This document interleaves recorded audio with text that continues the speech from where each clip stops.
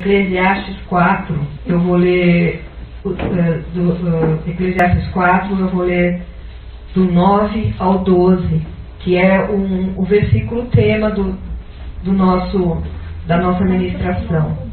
Diz assim: melhor é serem dois do que um, porque tem melhor paga do seu trabalho. Porque se um cair, o outro levanta o seu companheiro. Mas ai do que estiver só, pois caindo não haverá outro que o levante. Também, se dois dormirem juntos, eles se aquentarão. Mas um só, como se aquentará? E se alguém prevalecer contra um, os dois lhe resistirão. E o cordão de 3 dobras não se quebra tão depressa. Ou em outras tradições diz assim, não se quebra facilmente. E aí aqui está falando de dois, né? De dois companheiros. E aqui fala do cordão de 3 dobras. Esse cordão de 3 dobras é o que todo casamento cristão deve ser, né? O casal e mais o Espírito Santo, né? Essas são as 3 dobras.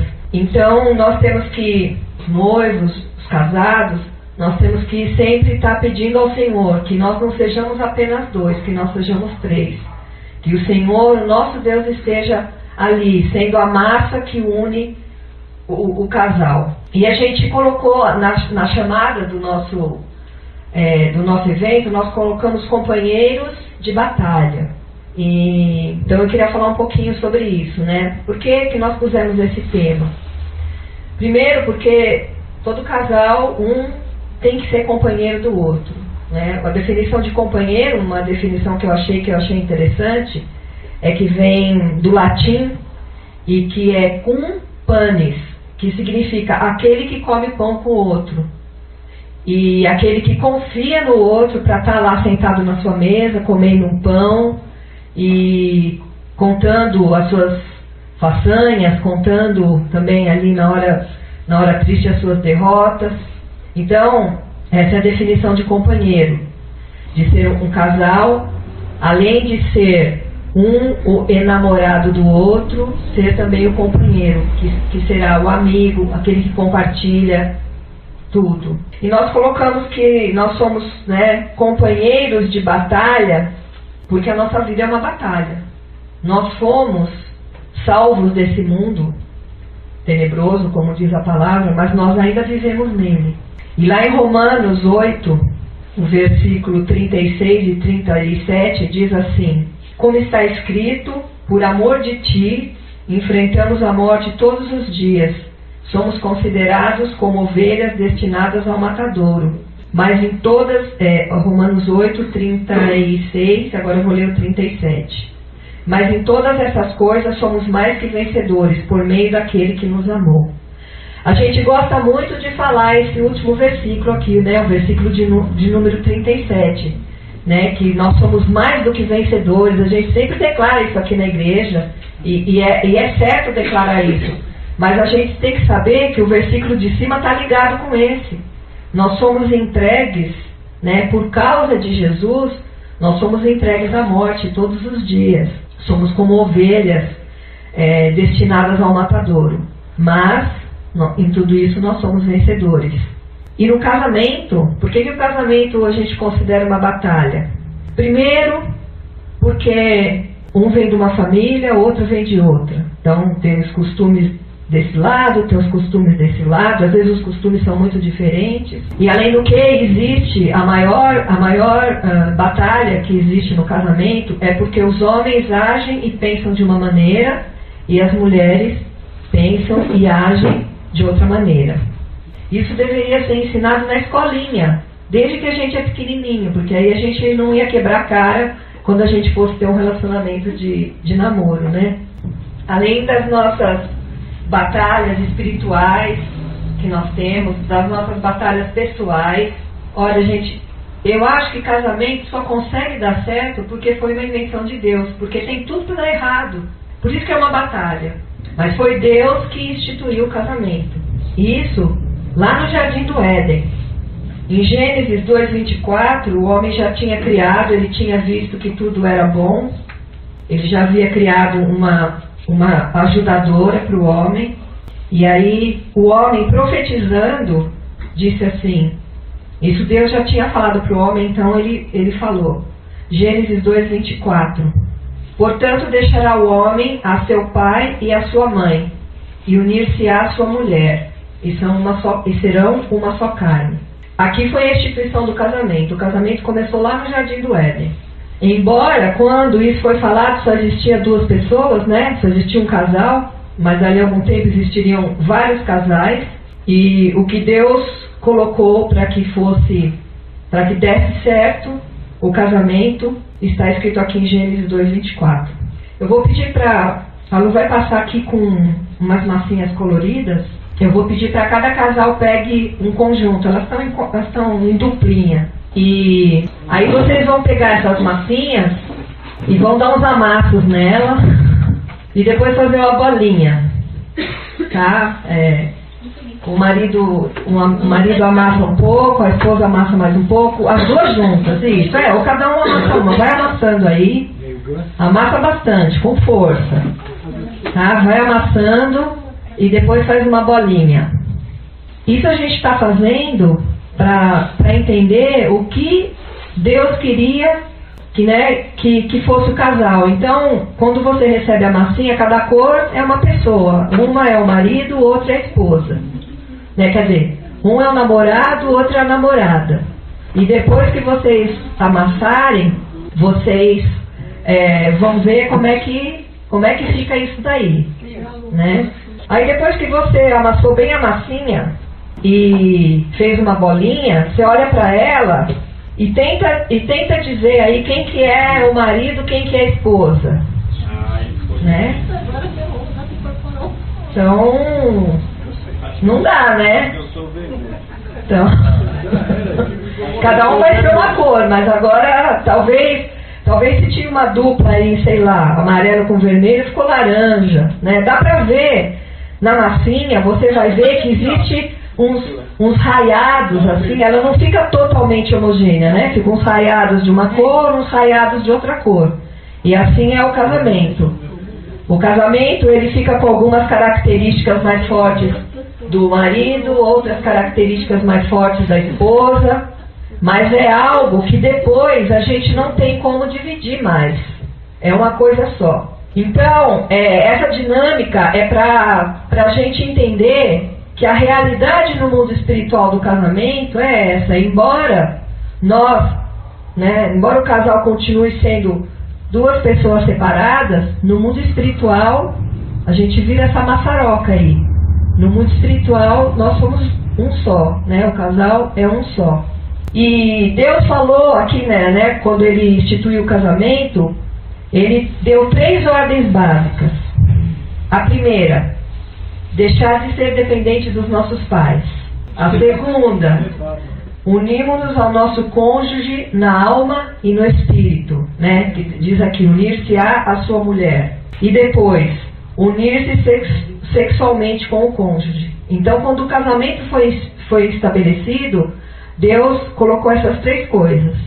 Nos tempos modernos, muitas vezes a gente diz que, né, nos dias de hoje, que o casamento está em crise, que até os casais cristãos vivem uma crise no casamento, mas essa crise não é uma crise no casamento, é uma crise de fé, é uma crise de não acreditar no que Deus falou a respeito do casamento. Então, a gente vê que não é só no mundo que está acontecendo separações, dentro da igreja também. Mas por quê? Porque falta fé, falta preparação para que o casal possa vencer essa batalha, né? Por isso são os companheiros de batalha. Então vamos passar para a primeira, né, falar um pouquinho sobre a primeira ordem que Deus colocou dentro do casamento, que é o casal deixar pai e mãe. Às vezes, quando a gente aconselha jovens casais, eles querem saber onde é que está escrito na Bíblia que não pode transar antes do casamento. E não está escrito em nenhum lugar explicitamente dessa maneira. Porque, em primeiro lugar, quando a Bíblia foi escrita, nem se pensava em fazer tal coisa. Era um absurdo. Na época, para vocês terem uma ideia, na Bíblia diz, se uma moça fosse forçada a fazer sexo com algum homem e ela não gritasse, ou seja, seria um estupro, né? Ela também ia ser apedrejada. Se ela estivesse no campo, se isso acontecesse no campo, num lugar onde ninguém ouvia, ela seria perdoada. Era uma coisa muito séria, o sexo antes do casamento. Mas hoje em dia não é assim, né? No mundo não é assim, e os conceitos do mundo acabam entrando na igreja. E muitas vezes, por falta de conhecimento, o casal, ele acha que, não, a gente vai casar mesmo, então, sabe? E nós não temos que condenar ninguém. Tudo que a gente vê na palavra de Deus aqui, a gente tem que trazer para nós. Isso, né, que está sendo falado hoje aqui, por exemplo, é para mim. Não eu pensar no casal, o que aconteceu, que fez tal coisa. A gente não sabe os motivos que levam a cada casal a estar errando, mas a gente sabe que o Senhor é misericordioso, né? Então hoje a gente está passando aqui o que é certo perante a palavra de Deus, mas não estamos julgando em absoluto ninguém. A palavra diz que o homem deve deixar pai e mãe antes de se unir ao seu cônjuge, né? Antes de se unir à sua mulher. Então esse é um dos argumentos que a gente usa para os jovens. Olha, você quer constituir um casamento, então você tem condições? Ah não, mas eu já falei com os meus pais, a gente vai fazer um puxadinho. Amém. Sabe, muitas famílias começam dessa maneira. Lá no Antigo Testamento era assim que funcionava, morava todo mundo mais ou menos perto. Só que o que tem que acontecer? Essa proximidade, ela não pode invadir a privacidade do casal. E isso tem que ser conversado. Muitas vezes existem brigas no casamento, porque a família do marido, vamos supor, é uma família italiana. Tudo fala assim, mexe com a mão, fala alto. Quem passa na rua pensa que está todo mundo gritando, está todo mundo brigando ali, e é apenas uma conversa amigável. Aí tem outras famílias, né, que são mais quietinhas, falam mais baixo, e aí de repente, né, eu não sei se vocês já assistiram um filme que chama Casamento Grego, né, que era assim, a moça era de uma família grega que também é como a família italiana, uma família enorme, cheia de primo, tio, e ela casava com um cara que era inglês, que era filho único, e falava tudo baixinho, e é um filme bem interessante. Então, né, para os que são noivos principalmente, conversar sobre isso. Falar, a minha família é assim, a minha família é assado, o costume na minha casa é assim, eu tenho o costume de fazer isso, eu tenho o costume de fazer aquilo. Aliás, né, para os que são noivos aqui, nós temos 2 casais que são noivos, conversem tudo que vocês possam imaginar no noivado de vocês.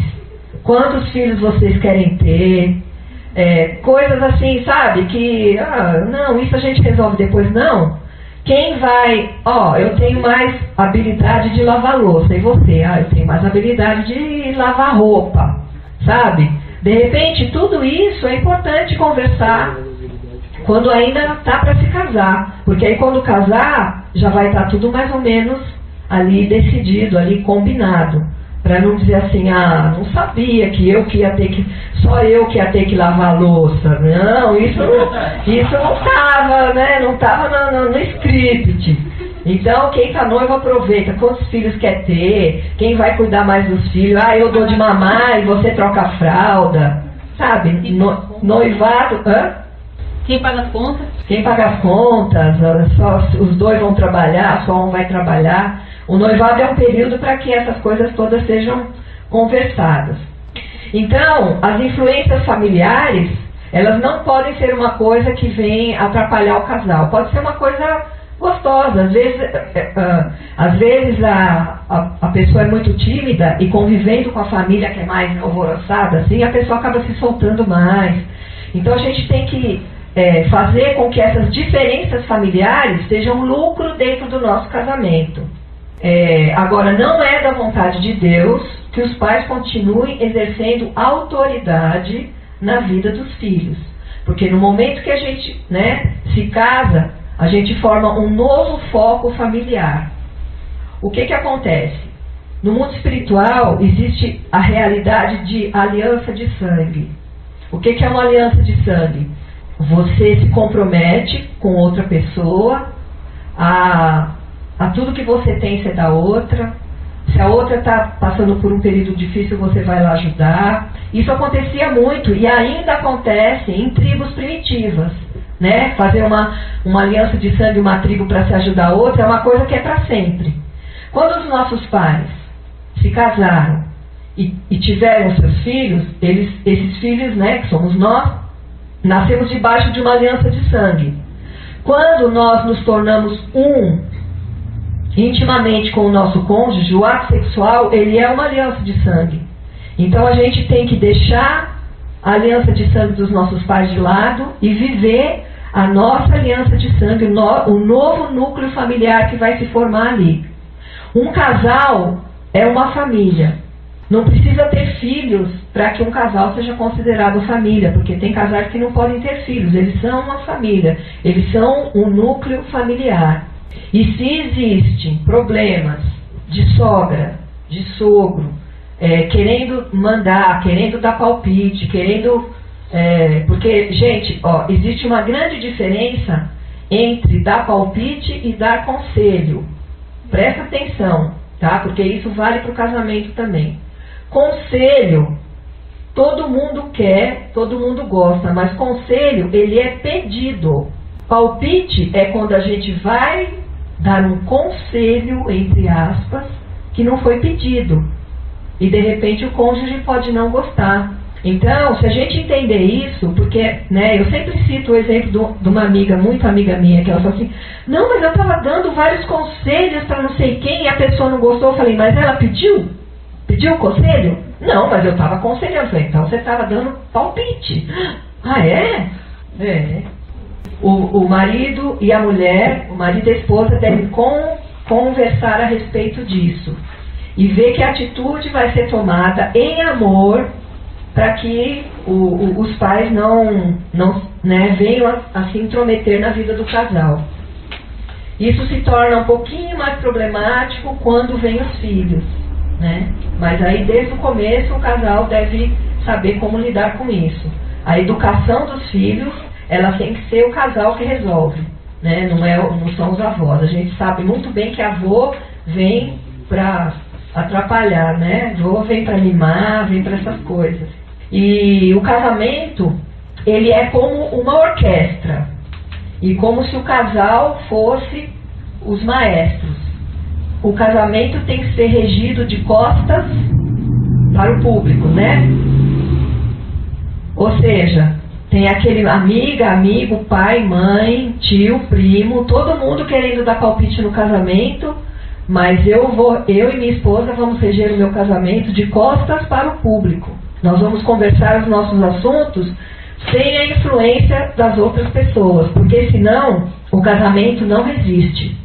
Outra dica, isso é mais com respeito às mulheres, porque o homem não costuma contar os seus problemas muito assim, né?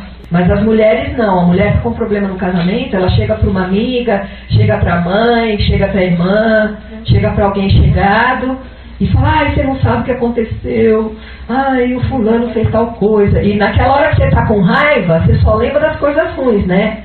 E você não lembra das coisinhas ruins que você falou para ele também. E aí você faz a caveira do seu marido ali, porque ele fez isso, porque ele fez aquilo, porque ele fez aquilo outro. O que vai acontecendo? A sua mãe, a sua amiga, a pessoa com quem você conversou vão ficando por aqui do seu marido.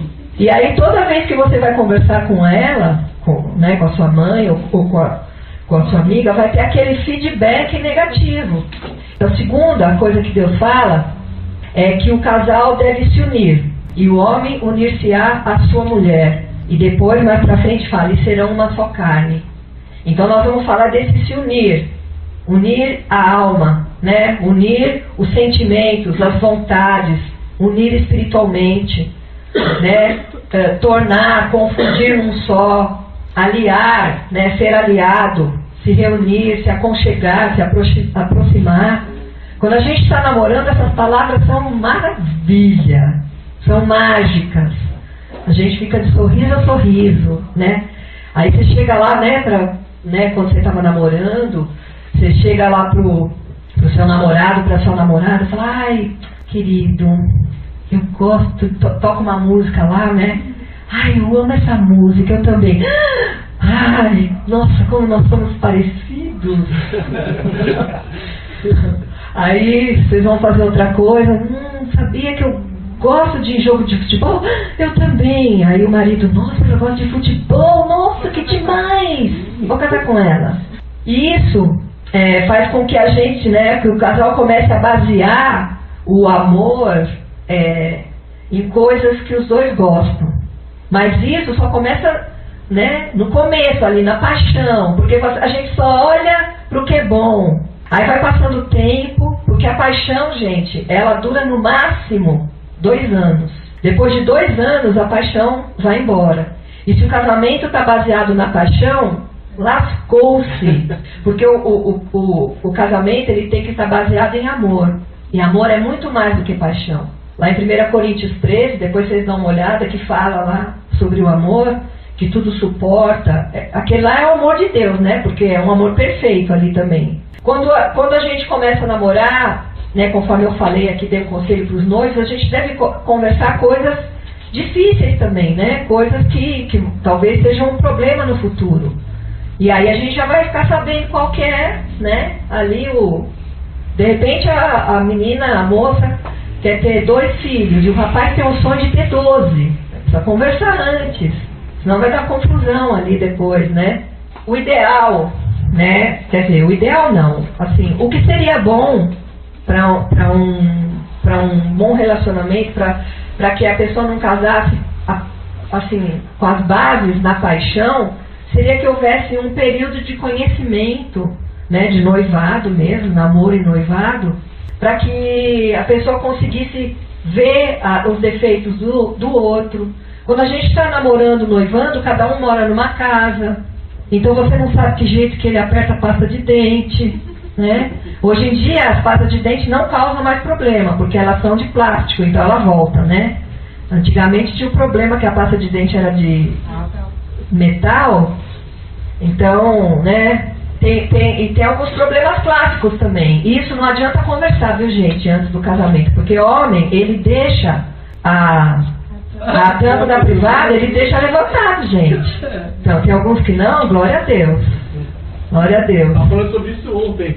Mas isso é muito típico. Outra coisa que é típico é a toalha largada em cima da cama molhada. Todo homem faz isso. Então, aí isso também tem que ser conversado, né? O pessoal está casado, pensa bem, o que é mais importante para o seu casamento? Você gastar um dinheiro a mais todo ano para comprar uma toalha nova, porque em 1 ano, gente, essa toalha vai estar de mofo até a orelha, né? Não resiste.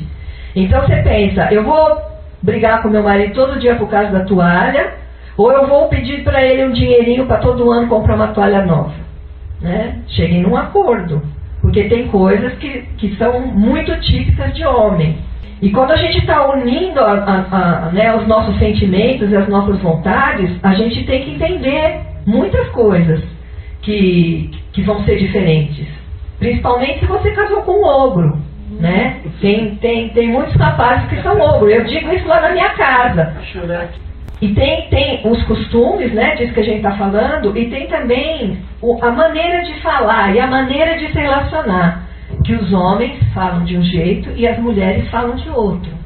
E sem dizer que a própria constituição física da mulher faz com que ela haja de um jeito, e a própria constituição física do homem faz com que ele haja de outro jeito. Lá em Gênesis 3, versículo 16, Deus ele fala como que seria a realidade do marido e da mulher depois da queda. Porque no Jardim do Éden, gente, eu acredito que não existia mal entendido.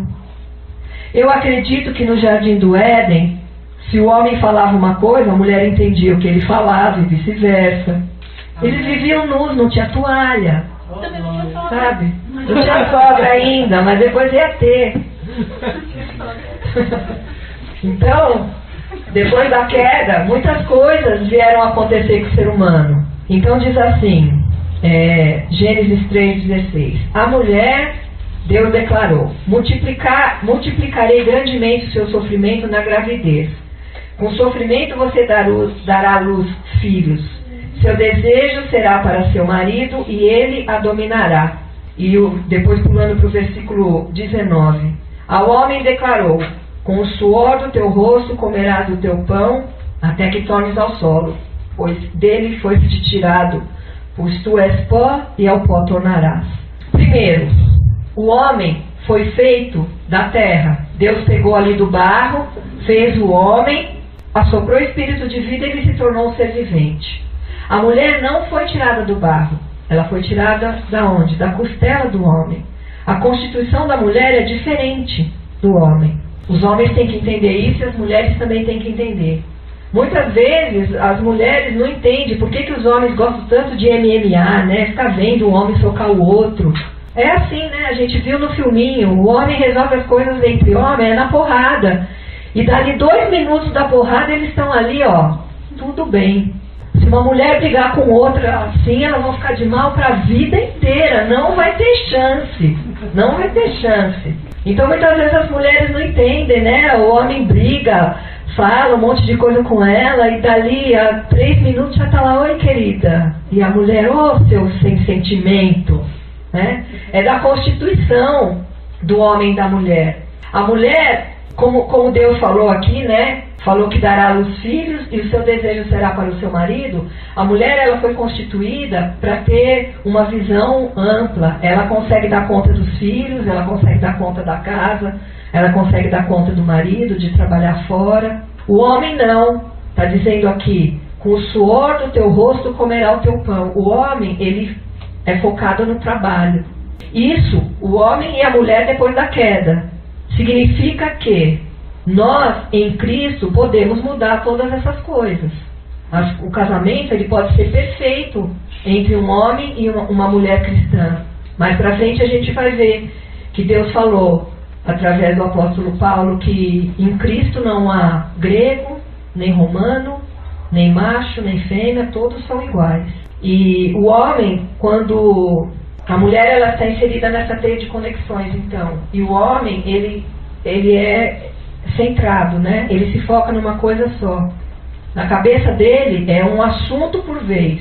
Na cabeça da mulher é um monte de assunto assim que se mistura e vai falando. E aí de repente o casal está conversando sobre determinado assunto e de repente a mulher fala assim: mas lembra o que você fez no ano de 2003? Aí o homem fala assim: peraí, que? Nós estamos falando de um assunto e você está falando 2003, o que aconteceu em 2003, né, mulher? 2003 aconteceu tal coisa, tal coisa, tal coisa. Por quê? Porque o pensamento da mulher, ele é emaranhado mesmo, né? Então a gente tem que entender, tem que contornar. Não pode ficar com acesso de raiva. Quando o homem e mulher entram numa discussão, o que acontece no corpo físico de um e no corpo físico de outro é totalmente diferente. Tá? O homem, quando ele entra numa discussão, ele já começa a ficar com alguns sintomas de ataque ou fuga. Então ele começa a ter taquicardia, a pressão começa a subir, e a mulher não percebe, continua blá blá blá blá blá blá, porque isso, porque aquilo, porque aquilo, porque isso, porque não sei o quê. E o cara tá subindo lá dentro, né? E não dá pra ver, claro, a gente não tem visão de raio-x. Às vezes dá, né? Então, esposas, né? E futuras esposas, saibam que quando o homem entra numa discussão, o instinto dele é sair na porrada, mas ele não vai sair na porrada com você, mas o corpo dele vai estar preparado para isso. Então, vai demorar muito mais para que o homem se acalme. E às vezes, e com muita frequência, o que o cara faz? Ele fica quieto, mas ele vai ficar quieto, ele não vai responder nada naquela hora, porque senão não vai dar certo. E aí a mulher: você nunca fala comigo, eu estou querendo conversar um assunto sério e você só fica quieto. Gente, é a dinâmica homem e mulher, tá? Conforme eu estou falando, Deus pode mudar isso através de muita oração, mas invariavelmente é o que acontece no casamento. O homem, ele, por conta dele ser focado no trabalho, ele pensa de uma maneira com hierarquias. A mulher não, por ela estar focada em várias coisas, ela pensa numa maneira de conexão. Então, no fim, a gente podia dizer uma frase que resume isso daí. As mulheres pensam: somos unidas e iguais. E os homens pensam, somos separados e diferentes. E aí, como é que fica isso no casamento? As mulheres têm que saber o que passa na cabeça dos maridos, e os maridos têm que saber o que passa na cabeça das mulheres. A gente tem pra gente entender os homens e as mulheres, imagina aquelas luzinhas de Natal, né? Aquele cordão de luzinha de Natal enorme, 2.000 lampadinhas. A mulher, quando ela está chateada, né, apaga, como se apagasse uma luzinha, todas se apagam. O homem não. O homem, quando acontece alguma coisa, sei lá, no trabalho ou em casa, apaga uma luzinha, mas as outras continuam acesas, continuam funcionando.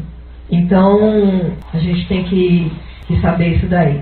Existe também uma outra coisa assim, que é muito interessante da gente notar no relacionamento homem e mulher, é que quando existe uma frase que chama instrumentalidade masculina, é uma frase usada em psicologia, tá? O que significa essa instrumentalidade masculina? Que ele conserta tudo? Não. Ele não vai lá consertar a torneira. Alguns consertam, mas isso significa que o homem, quando ele está diante de um problema, né, se um amigo chega para ele e conta um problema, o que ele vai fazer? Ele vai tentar dar soluções para aquele problema. Isso é instrumentalidade masculina. É assim que o homem lida com problemas, buscando uma solução. Mas a mulher, ela quer conversar para ter conexão. Ela não quer conversar exatamente para resolver o problema. Então, às vezes, a esposa chega para o marido e começa a falar: eu fui no médico hoje, vou dar um exemplo, fui no médico hoje, fiquei sabendo que eu tenho uma verruga aqui nas costas e que eu vou ter que tirar, vai ser com laser. Ai, eu não sei se vai ficar marca, eu não queria que meu corpo ficasse marcado, porque aí eu vou usar um decote, assim, um pouquinho. Aí o marido começa em vez do marido falar assim, o que a mulher esperava, né? A mulher, se ela falasse isso para uma amiga, pô, que chato, nossa, não, mas não, isso aí, sabe, é muito triste, e aí você não vai poder usar mais aquele seu vestido preto, decotado. Que mal, né? A mulher conversando com a outra. E o marido chega e fala assim, não, mas não tem problema não, olha só, se ficar marca ninguém vai reparar, não tem problema. Aí a mulher fica louca da vida, por quê? Porque ele não, ele não correspondeu àquilo que ela estava esperando, né? Por quê? Porque o homem tem, lembre-se mulheres, o homem ele tem algo que chama instrumentalidade masculina e que faz com que a face de um problema ele tente dar respostas, por mais ridículas que sejam as respostas, gente. Ele está tentando ajudar. Não interessa se você achou ridícula, entenda, o teu marido está querendo te ajudar.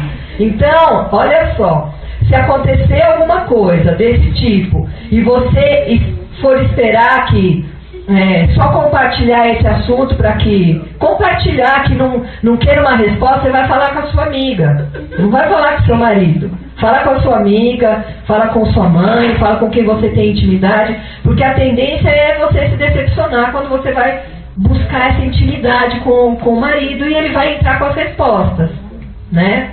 Muitas vezes, gente, sabe, o mundo acaba usando essas diferenças entre homem e mulher de maneira pejorativa, né? Usando um exemplo assim muito extremo, é o Simpsons. O Homer é uma anta, né? Mas, gente, sabe, ali é uma visão que fizeram muito exagerada de um homem usando essa instrumentalidade masculina dele, querendo resolver as coisas da maneira dele, né?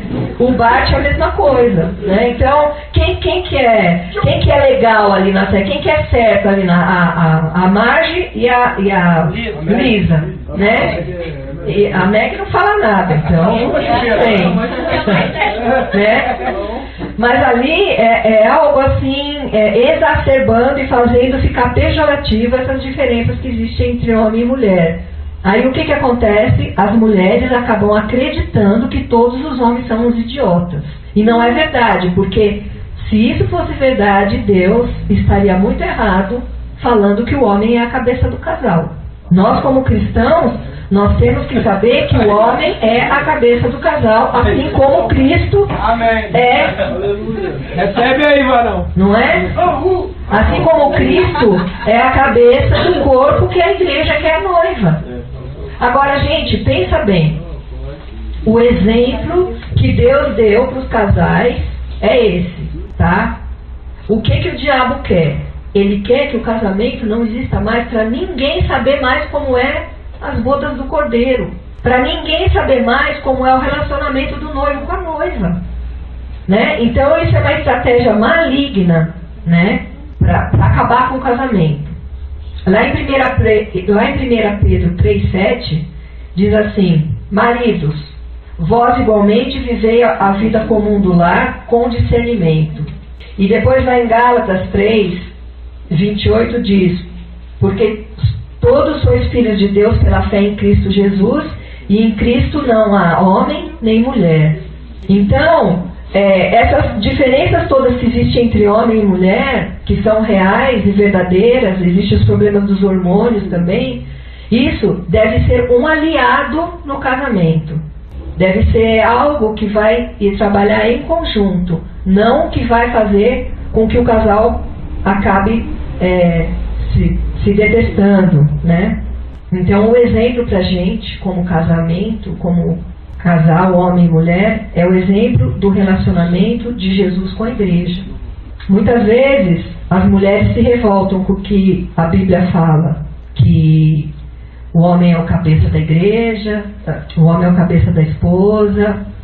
Antigamente isso era entendido de uma maneira errada, era entendido que o homem era o cabeça da mulher, de qualquer mulher. Por isso que existia tanto machismo. Homem manda e mulher não. Na verdade, na Bíblia não está escrito isso. Está escrito que o homem é o cabeça da sua esposa.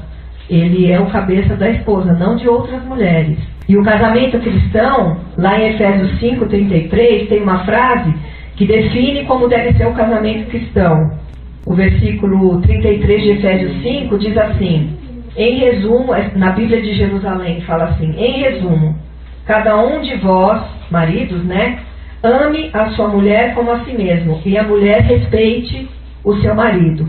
Geralmente, quando a Bíblia manda a gente fazer alguma coisa, é porque a gente não faz, né? Não vai mandar fazer algo que a gente faz.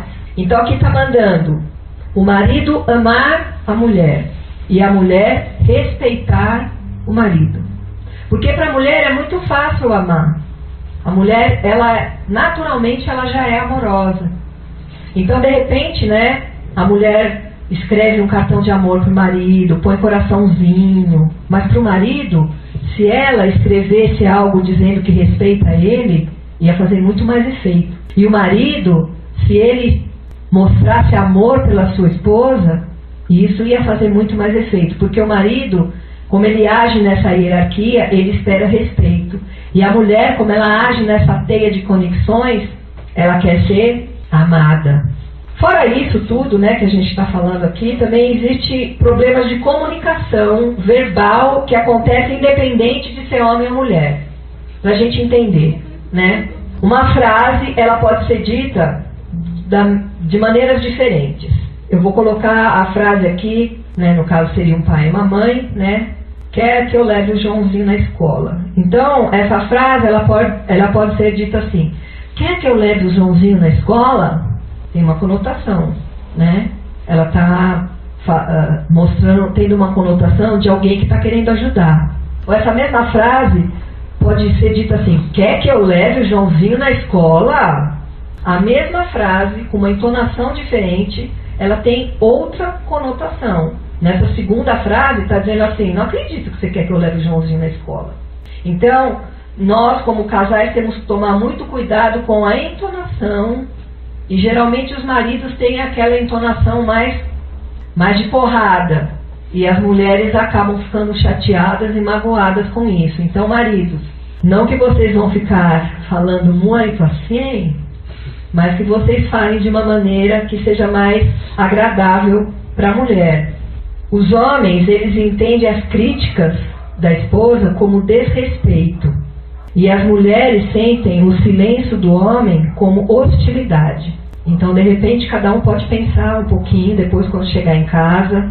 Como a minha crítica para o meu marido não vai soar como desrespeito. E o marido vai pensar como o meu silêncio não vai funcionar como hostilidade com a minha esposa. Tem aqui algumas frases que eu queria pedir para 3 casais se voluntariarem para estar lendo. Eu vou chamar a Silvia e o Fábio. Eu vou chamar o Zuilo aqui. Super voluntário. Tô vendo. E vou chamar o Douglas e a Flávia, já que vai demorar muito para alguém se voluntariar, né? Então, tem aí escrito ele, ela, então cada um lê sua parte aí, por favor. Ela precisa da atenção dele. Diálogo. A falta de diálogo causa distanciamento, perigo. Os homens em geral são muito calados e às vezes geram insegurança na mulher. O casal precisa de... Ele deseja a companhia dela, companhia livre. O casal precisa de compatibilidade no lazer. Participe de atividades em que você e seu cônjuge possam divertir-se juntos, façam coisas juntos. O casal que se diverte unido permanece unido. Ela precisa confiar nele. Honestidade e franqueza. A honestidade é a melhor política de segurança no casamento. Sua esposa precisa te conhecer melhor e antes que qualquer outra pessoa. A honestidade pode resgatar seu casamento. As mentiras podem destruir lentamente seu casamento. Sua esposa deve ser também sua melhor amiga. Faça da verdade um estilo de vida. Nada a esconder, nada a temer. Ele deseja que ela se orgulhe dele. Admiração. Admiração é uma necessidade que eles têm. A autoestima geralmente começa em casa. Ao lado de todo homem deve haver uma esposa admiradora. Ela precisa. A primeira coisa sem a qual ela não pode ficar: afeto.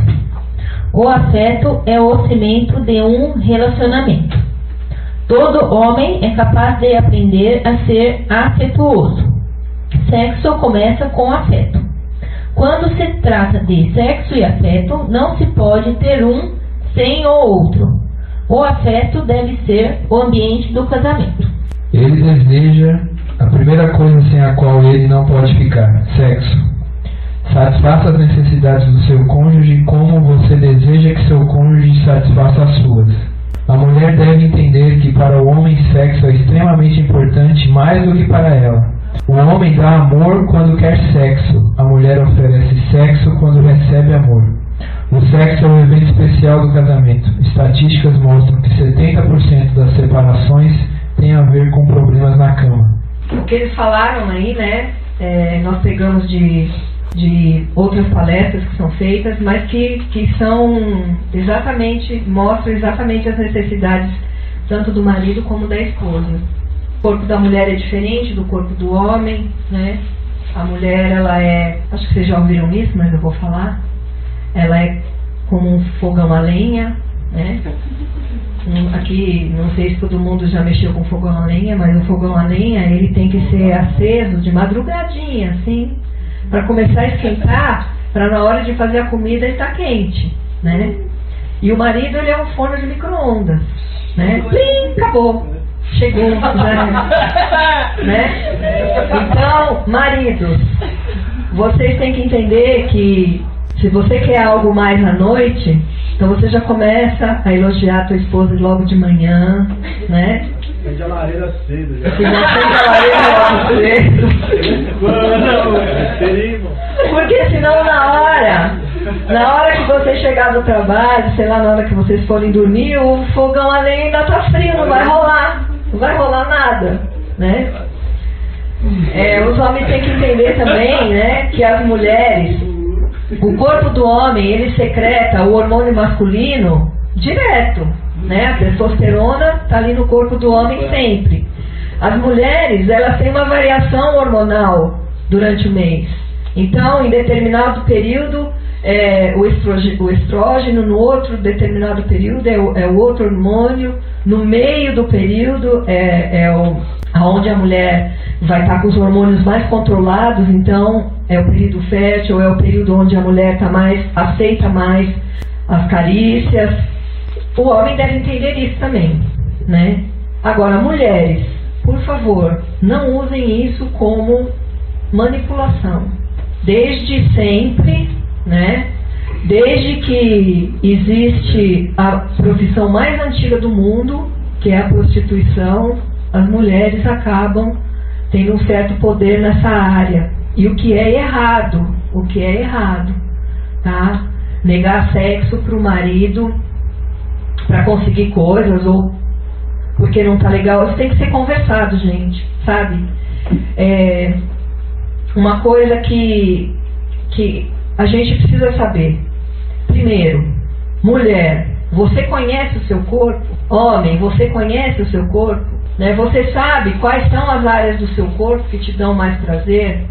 E se você sabe, né? Se você não sabe, procura saber. Se você sabe, conta pro teu cônjuge. Compartilha. A mesma coisa o marido. Porque às vezes a gente não tem conhecimento, a gente ouve falar assim, ponto G. Que isso? Onde será isso? Vai lá, procura saber, gente. Hoje em dia tem tantas maneiras de a gente procurar saber. Dá pra saber, precisa saber. Mulheres, saibam onde é o lugar onde você tem mais prazer. Os homens geralmente sabem, porque o homem é tudo muito explícito, né? E se achou, conta a novidade do cônjuge. Essa vai ser legal de você contar pra ele. O que mais? Vamos ver aqui. Hebreus 13:4. Digno de honra entre todos seja o matrimônio, bem como o leito sem mácula, porque Deus julgará os impuros e os adúlteros, né? A intimidade sexual do casal cristão deve ser decidida em primeiro lugar pela palavra de Deus e em segunda pelos cônjuges. Entre quatro paredes, tudo é válido desde que não esteja contra o que a Bíblia ensina e desde que não cause constrangimento a nenhum dos dois, né? A nenhum do casal. E um outro versículo aqui que geralmente as pessoas não gostam de ouvir, mas está lá na Bíblia, viu, gente? 1 Coríntios 7:4. Aliás, o capítulo 7 de 1 Coríntios é muito bom, todo mundo lê depois, tá? Fala muito sobre o casamento.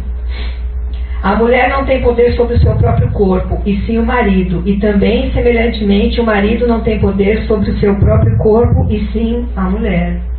Então, entrem num acordo aí, queridos, até na hora de fazer a tatuagem. Na hora de fazer a tatuagem, você vai fazer a sua tatuagem, você chega para quem é dono do seu corpo e fala assim, querido ou querida, tô pensando... Não, tô pensando em fazer uma tatuagem. A minha não colocou. Ah, é? Assim, uma tatuagem como? Ela vai ser de corpo inteiro, assim, ó. Vou fechar braço, vou fechar perna, vou fechar tudo. Com Sonic. Não sei lá o que. Então vocês vão conversar, vocês vão entrar no acordo. Em vez de você fechar o braço todo, você faz uma não sei que lugar, sei lá. Mas a gente tem que entender isso. Outra coisa, todo ser humano, ele necessita de toque. Desde criancinha, né? A gente sabe que crianças que não são tocadas quando pequenas, amorosamente, elas crescem com problemas de relacionamento. E quanto a isso, a mulher, ela tem mais necessidade de toque porque ela tem um hormônio, ela tem a mais um hormônio que se chama ocitocina.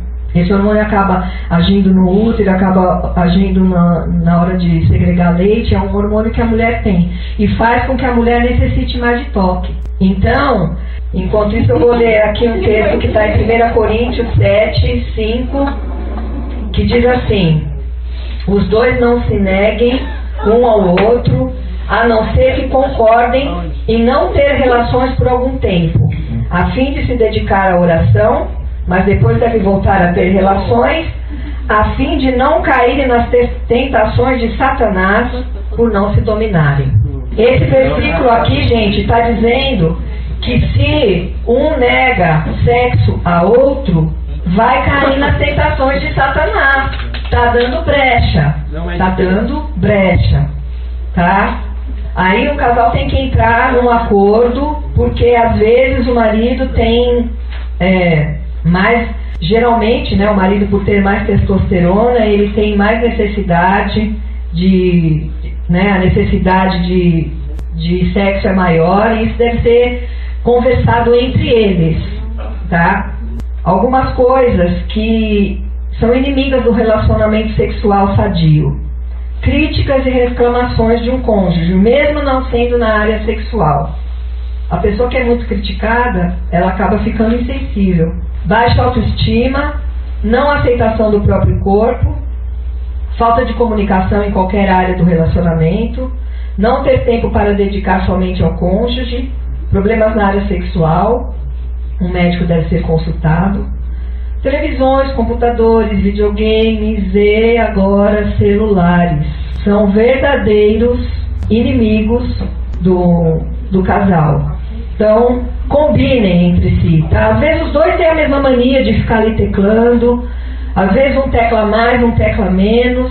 Combinem, tá? Porque às vezes um pode achar que é falta de atenção, você está teclando, ou pode achar que não. Isso tem que ser conversado. Casais que têm filhos, né? Aqui só temos 2 casais com filhos, mas já para vocês que estão noivos e vocês que vão ter filhos, os filhos devem dormir nas suas caminhas. Filho não deve nunca dormir na cama de casal com os pais. Tudo bem ir lá, brincar, ficar numa boa com as crianças, mas na hora de dormir, cada um na sua cama, tá?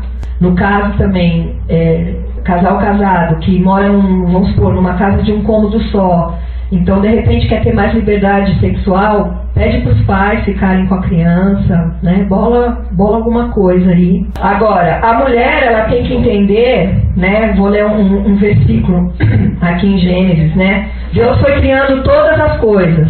E aí ele viu que tudo era bom, a palavra de Deus fala, né? Ele viu que tudo era bom, mas teve uma coisa que ele viu que não era muito bom. Está lá em Gênesis 2:18. Disse mais o Senhor Deus: não é bom que o homem esteja só. Farei uma ajudadora que lhe seja idônea. Ele fez a mulher para ajudar o marido. Não é para ser escrava do marido. Não é para que só ela faça o serviço de casa. Não é para que ela faça todas as necessidades dele. Ela é uma ajudadora porque ambos estão na mesma missão. Isso significa submissão, estar debaixo da mesma missão. E o homem, ele tem que entender que ele é aquele que vai estar guiando ali, que vai estar guiando não, que ele vai estar ali na missão, e eles dois vão estar resolvendo juntos. A atividade principal de um casal cristão é a oração. O casal deve orar junto todos os dias, nem que seja um período pequeno de tempo. Às vezes os horários não permitem, às vezes o marido trabalha num horário, a esposa no outro, um vira à noite, outro trabalha de dia. Mas nem que seja um período curto de tempo, o casal tem que orar. É a maior arma que existe contra o inferno, é a oração de um casal. Porque a palavra de Deus diz: onde estiverem 2 em concordância, eu estarei ali no meio. É o cordão de 3 dobras que a gente falou aqui no começo. Eles devem cobrir de oração a sua casa, se tiver filhos, os seus filhos, cobrir de oração os seus relacionamentos. E se acontecer alguma coisa durante o dia, no trabalho, que foi uma tentação, sei lá, vou dar um exemplo. O cara trabalha no escritório e a secretária chegou lá toda se insinuando para ele. Chega em casa, fala: olha, querido, hoje aconteceu uma chata no meu escritório, a fulaninha veio se ensinar para mim e eu quero que a gente esteja orando contra essa armadilha do diabo. A mesma coisa a mulher. De repente, o meu chefe lá falou de um jeito meio estranho comigo, que eu não gostei, parecia que ele estava me cantando. Ou qualquer outra coisa, sabe? Eu tô tendo um problema no meu trabalho. Às vezes o homem, ele tá tendo problema no trabalho, ele não gosta de relatar, porque pro homem, quando ele fala alguma coisa que já aconteceu, ele acaba sentindo as mesmas coisas do que ele sentiu a hora que estava acontecendo. Então é muito difícil pro homem ficar compartilhando coisas ruins.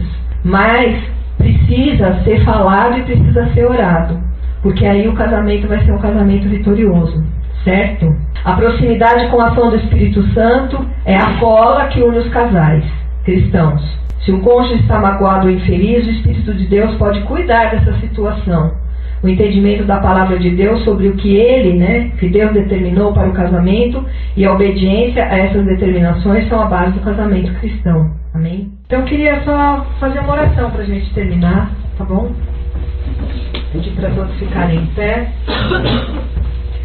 Ó Senhor Deus, nosso Pai bendito, eu clamo a Ti, Senhor, e profetizo sobre a vida desses casais, um casamento, Senhor, de acordo com a Tua vontade, debaixo do Teu poder, Senhor. Ó Pai bendito, que haja bom entendimento sobre a vida desses casais, que haja, Senhor, bom relacionamento sobre a vida desses casais, que haja, Senhor, bom sexo nessa vida desses casais. Ó Pai bendito, que eles possam realmente ser um, no corpo, na alma, no espírito, que eles tenham um casamento de acordo com aquilo que o Senhor falou, Pai. Abençoa essas vidas, abençoa essas famílias. Se tem filhos, abençoa grandemente os filhos, Senhor, em nome de Jesus, que sejam flechas na aljava desses guerreiros. Aqueles que ainda não têm filhos, Senhor, que sejam abençoados no momento certo, Pai, com os filhos que o Senhor irá mandar, e que todos saibam, Senhor, ser bons pais e boas mães também, Pai. Ó, muito obrigado por esse momento, Senhor, um momento gostoso de descontração, onde nós aprendemos mais um pouco da Tua palavra. Ó Senhor, que todos esses casais possam levar para casa aquilo que aprenderão aqui hoje, e que tudo isso seja para a honra e glória do Teu reino. E nós te agradecemos, Senhor, em nome de Jesus. Amém. Amém.